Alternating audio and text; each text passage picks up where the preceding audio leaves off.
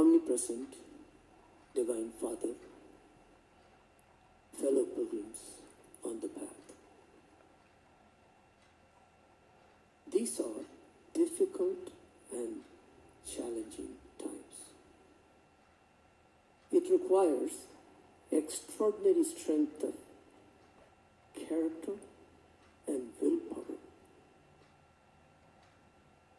and a lifetime of preparation to face such calamitous challenges with equanimity, fortitude, courage, and peace.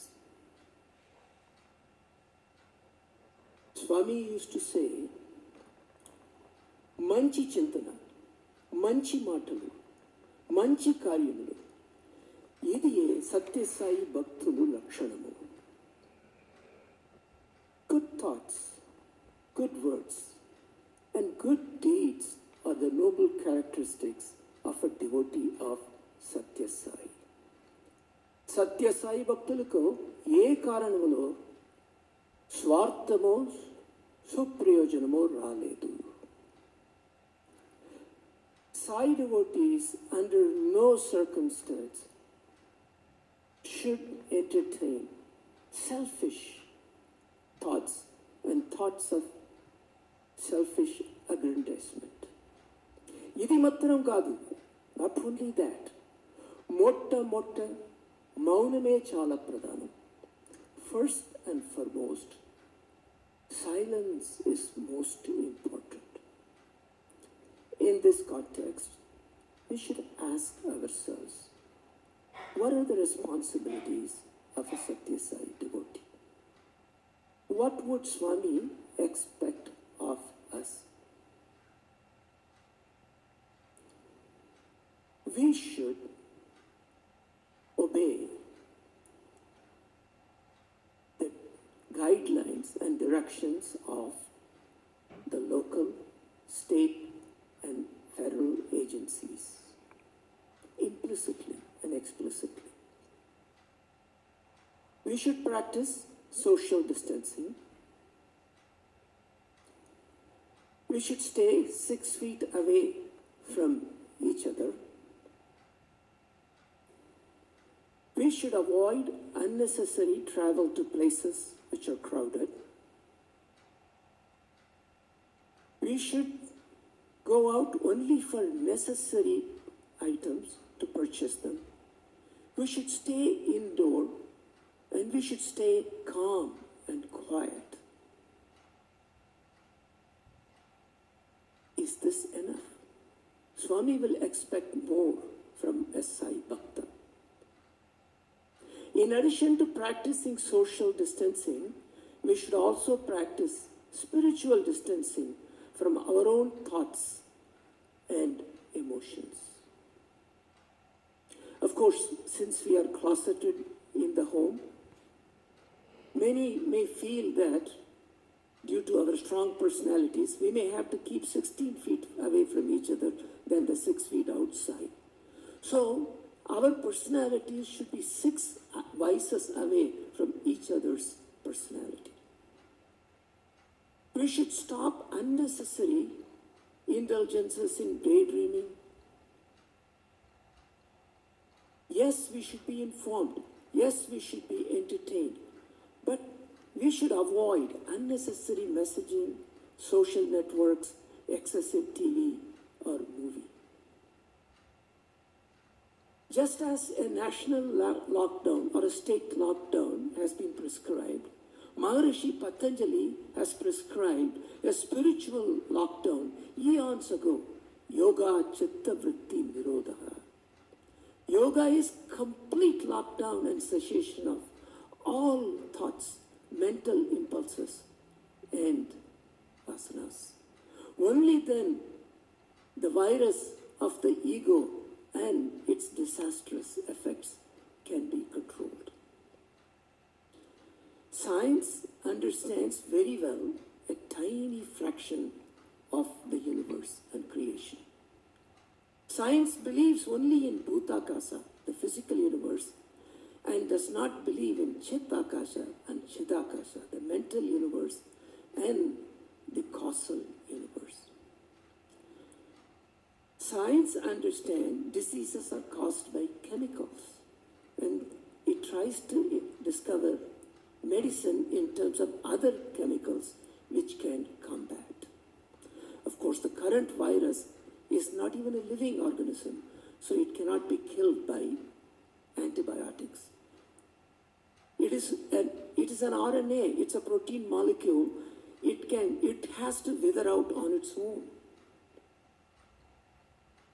Under these circumstances, the chemicals may help to a certain extent.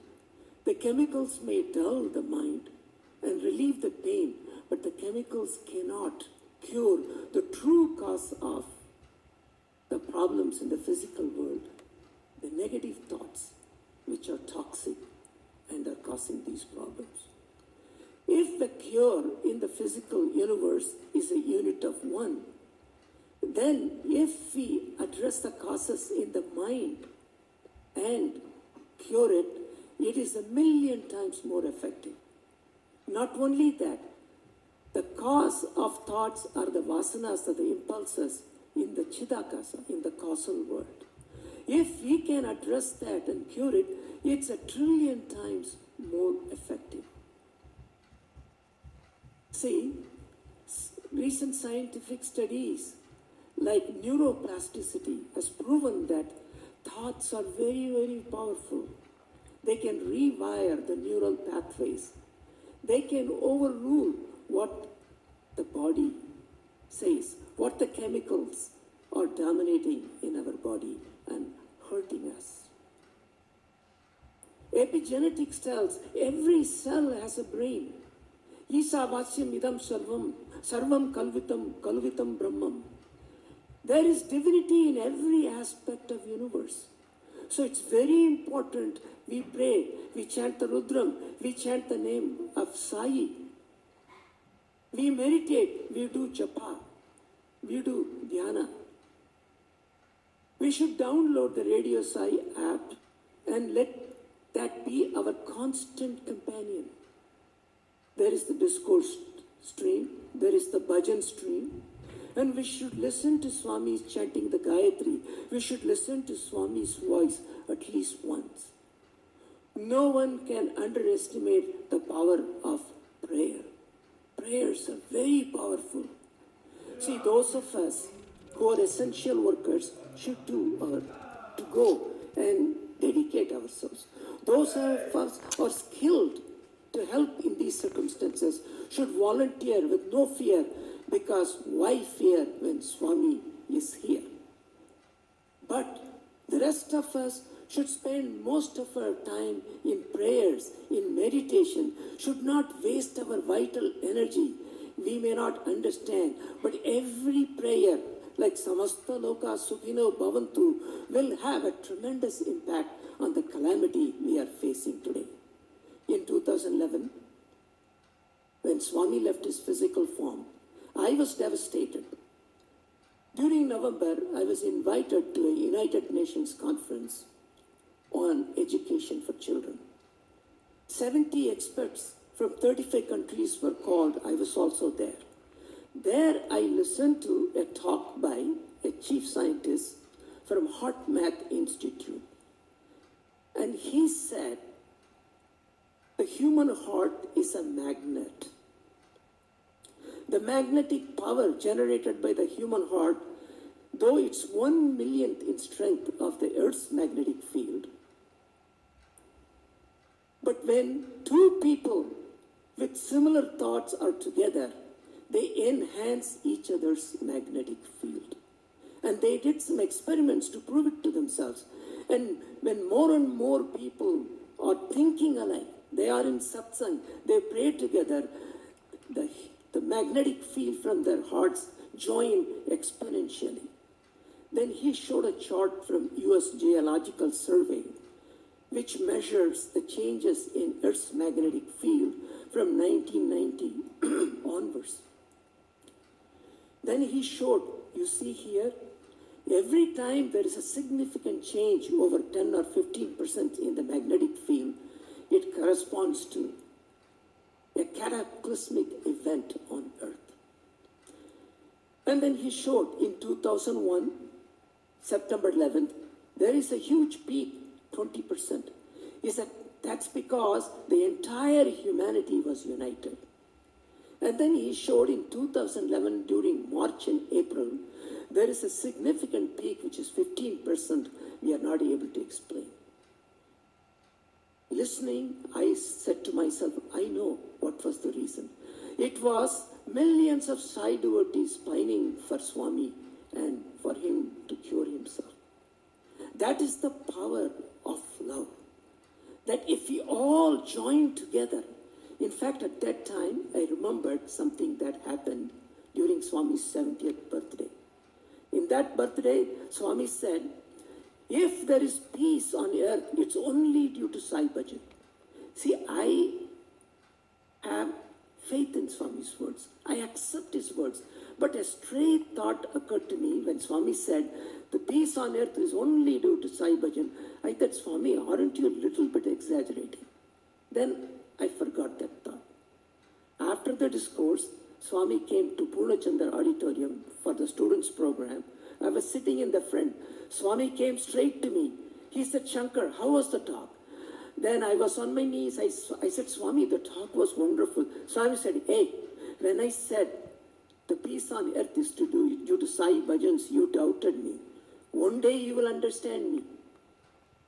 And that day I understood. Today, all of us are suffering. We should have empathy towards all the patients who are on those ventilator machines.